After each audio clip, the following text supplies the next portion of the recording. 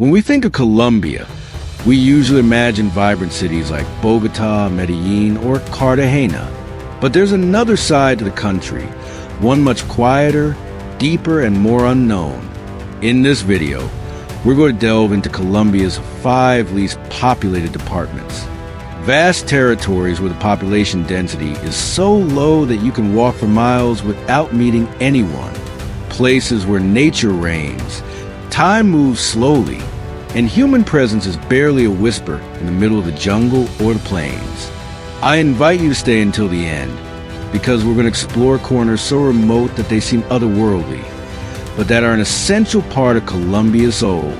And tell me in the comments, do you know any of these places? Would you dare to visit them?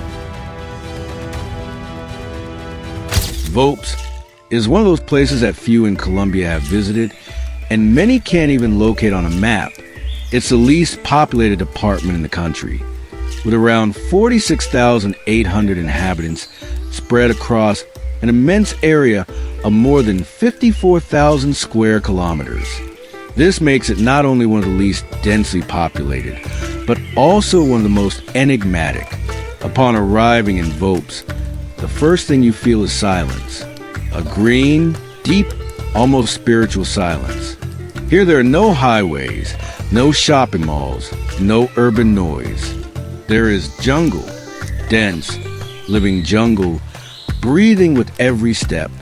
Wide, dark rivers serve as natural highways, and small communities emerge on their banks, like human islands lost in a sea of vegetation.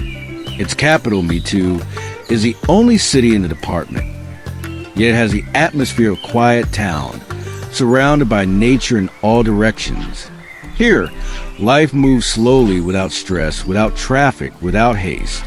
And that changes the way you see the world. Vaupés is an indigenous territory. The majority of its inhabitants belong to ethnic groups that have lived here for centuries. Tacano, Cubio, Decino, among many others. Each group has its own language, its own culture, its own relationship with the land. In total, more than 20 indigenous languages are spoken. It is one of the few places in the world where one can experience the full meaning of profound cultural diversity. There are no large industries or massive tourism developments. What there is an immense natural and cultural wealth, still little explored. The economy revolves around fishing, subsistence agriculture, and river trade. Many areas can only be reached by boat or small plane, and this remoteness has protected the territory. But it has also left it forgotten. The climate is warm and humid year-round. Rainfall is frequent, and the landscape changes with each season. There are hills with whimsical shapes, rocky outcrops that stand out among the vegetation, and crystal-clear streams that seem straight from another planet. But beyond the geographical, Vaupés holds a silent wisdom. Indigenous communities have knowledge about plants, animals, natural cycles, and spirituality that rarely appears in books. They don't just inhabit the forest. They engage in dialogue with it. They respect it, understand it, and listen to it. Traveling to Vaupés isn't conventional tourism. It's a profound experience. It's disconnecting from the modern world to connect with something more essential. It's understanding that Colombia is much more than its cities and coasts. That deep in the eastern jungle lies a universe waiting to be understood. Vaupés is solitude, yes, but it's also richness. A richness that isn't measured in money or buildings, but in life, in history, in connection with the land. A territory forgotten by many, but fundamental to understanding Colombia's true diversity. Guainía is a word almost never heard in the media or in everyday conversation, and yet it is one of the largest, most mysterious, and sparsely populated territories in Colombia. With an area of more than 72,000 square kilometers and barely 51,450 inhabitants, it is as if it were a world apart, hidden in the northern Colombian Amazon, right where the country touches the borders with Venezuela and Brazil. This department is Literally, endless jungle and endless water. Here, the roads are not paved. They are rivers. The Guainia, the Inirida, the Atabapo, names that sound like deep jungle, like stories told only by those who have navigated its waters. Its capital, Inirida, is a small city surrounded by pristine nature, where everything seems to have a different rhythm. There are no traffic lights, no city noise, no rush. What there is, however, is a wide sky, clean air, and a greenery that stretches in all directions. Guainia is also home to indigenous peoples such as the Curapecos, Puanaves, Piapocos, and Cabillos, who have inhabited this region for centuries. Here, as in Vaupés, multiple languages are spoken, and each community has its own unique worldview. They don't just live in the forest. They understand it, care for it, and venerate it. Their relationship with the land is both spiritual and everyday. Access to Guainia is not easy. By land, it's practically impossible. Most people and product arrive by plane or river. And while this limits many things, it has also preserved the territory from overexploitation and uncontrolled tourism. One of Guainia's greatest treasures are the Mavicure Hills, rock formations that emerge in the jungle like sleeping giants. Climbing one of them and seeing the river spread out under a blanket of vegetation is an unforgettable experience. It's one of Colombia's most striking postcard views. Yet few know it's there. Guainia is also biodiversity.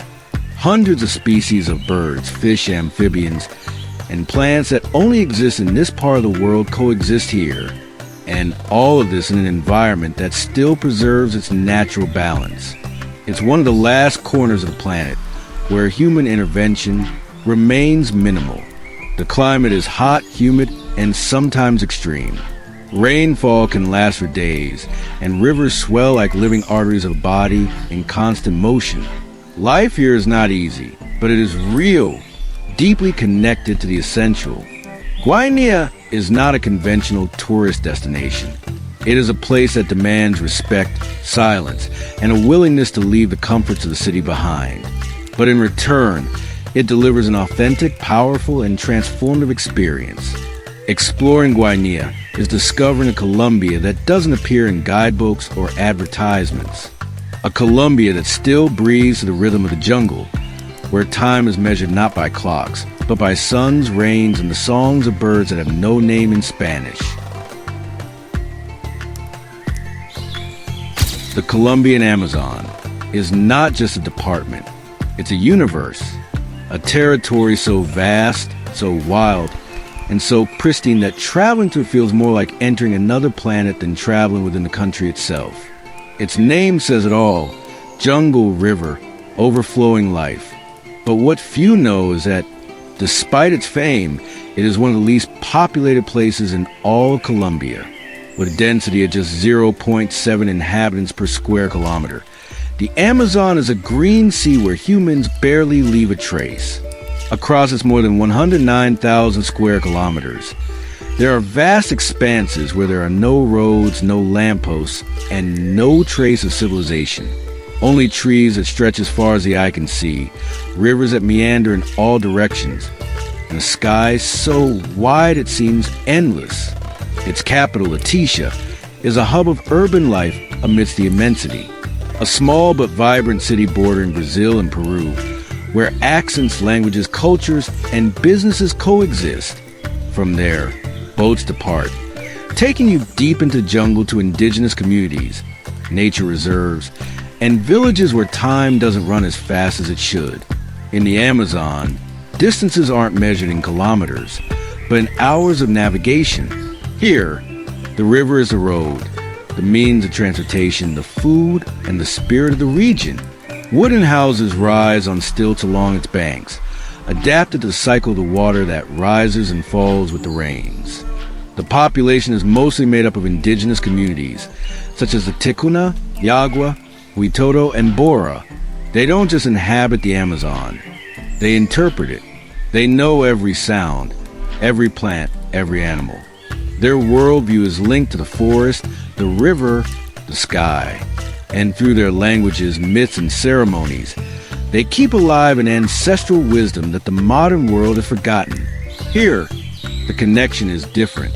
There is no cell phone service in many places. There is no electricity all day. There is no internet. But what there is a deep connection with nature. The songs of birds, the croaking of frogs, the creaking of branches, the distant roar of thunder.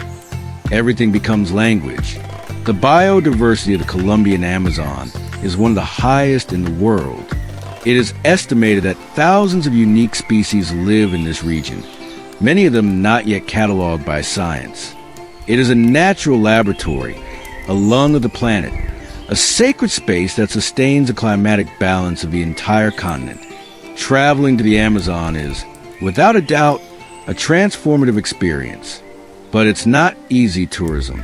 It's not for everyone. You have to arrive by plane, travel by boat, sleep in simple conditions, and open yourself up to an environment where nature imposes its own rules. And yet, what you get in return is incomparable. The feeling of being in an authentic, untouched, powerful place. You don't visit the Amazon to consume. You visit it to learn, to listen, to see what life is like when humans haven't conquered the environment, but live in harmony with it. And that makes it one of the most valuable, most fragile, and most forgotten corners of Colombia.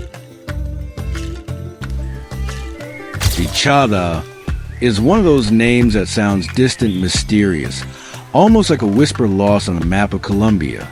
And for good reason. It's the second largest department in the country, but also one of the most sparsely populated. Here, silence is a landscape, and the density of just 0.5 inhabitants per square kilometer makes it a territory where space seems infinite. This is a place where the plains stretch uninterrupted, where you can look to the horizon and not see a single building for hours. Vichada is a land of green savannas, wide and flowing rivers, and clear skies where the sun and stars seem closer. Here, nature has not been interrupted, and that purity is felt in the air.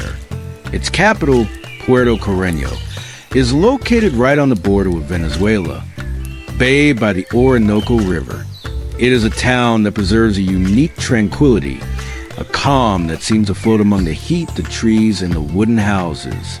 It is also the starting point for the rest of the department, which is lost in the vastness of a still little explored territory.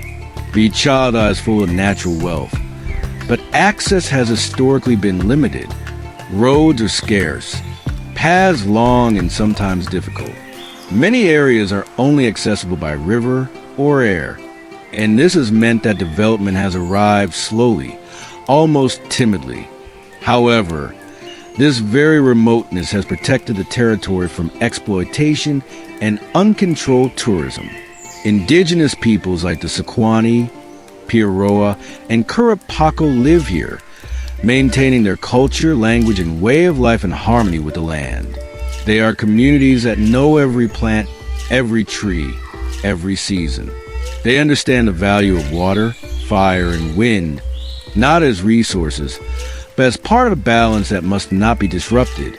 The Orinoco, Meta, and Guaviare rivers, they all cross Vichada like veins of life. Small communities are built on their banks, and their waters carry history, food, and people. There are no large urban centers. There is no visual pollution. What there is open, pure territory, sometimes challenging but always sincere.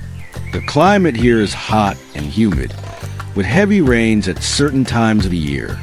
The flora and fauna are exuberant. Brightly colored birds, wild mammals, reptiles, and unique fish. Vichada is a paradise for those who love the wild, the untouched, the real. And although it's not on the list of traditional tourist destinations, Vichada has enormous potential for ecotourism and community-based tourism. The experience here isn't one of luxury, but of connection, with the land, with the people, with oneself. Walking through Vichada is understanding the meaning of space, silence, and natural solitude. It's a department that invites you to reflect, to listen to the wind, to gaze at the sky without distractions. It's a place that doesn't seek to impress, but ultimately touches the soul.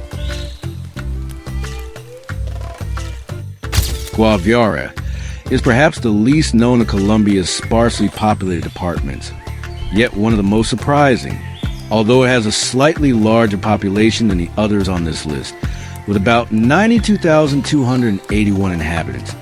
Its density is still very low, just 1.72 people per square kilometer.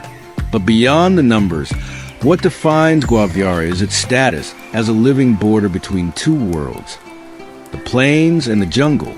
Located in the southeast of the country, Guaviare is a transitional territory. Here, the end of the plains and the beginning of the Amazon meet. This gives a unique geography. Crystalline streams, dense jungles, rock formations that seem from another planet, and savannas that stretch like green blankets to the horizon. Its capital, San Jose del Guaviare, is a small but increasingly dynamic city. Unlike other departments, which are only accessible by river or air, Guaviare has a road from the center of the country, making it closer, more accessible, and at the same time, more vulnerable to change. For decades, it was an area marked by armed conflict, but in recent years, it has begun to revive. Now, Guaviare wants to show itself to the country and the world for what it truly is, a land of natural wealth, ancient history, and admirable human resilience. One of its greatest treasures are the pictograms of the Serrania de la Lindosa, images carved and painted on the rocks by ancient peoples, some of them more than 10,000 years old. Seeing these drawings is like looking directly into the past, back to the first steps of humankind in this corner of the continent. It is an open-air museum that still holds secrets beneath the undergrowth. But Guaviare is not just history. It is also pure natural beauty. Its streams, such as Cano Sabana and Cano Lodges, are famous for their crystal-clear waters, tinged with colors by aquatic plants. Its jungles are teeming with unique species, and every corner exudes an ancient, primitive, and powerful energy. Guaviare is home to indigenous communities like the Nukak-Maku, one of the last nomadic peoples in the country. There are also settlers who arrived in search of land, refuge, or a new opportunity. It is a blend of cultures that has learned to coexist amidst hardship and isolation. The climate is hot, humid, and changeable. Rainfall is frequent, and vegetation covers everything. In many areas, roads still do not exist, and access is by foot, boat, or motorcycle along trails that wind through the jungle. Traveling to Guaviare means going completely off the beaten path. It is not a mass destination, nor does it have luxury resorts, but it has something much more valuable: authenticity. Here, every journey is an adventure, every step a discovery, and every encounter with the people is a story worth hearing. Guaviare represents a new beginning for a territory that was once forgotten and feared. Today, it opens its doors to the curious traveler, to the explorer looking for more than just pretty photos, to those who want to experience a place with all their senses. It's a department that teaches us that peace and nature can go hand in hand, that even the places most marked by history have a future, and that Colombia holds, in its jungle heart, one of its best-kept secrets.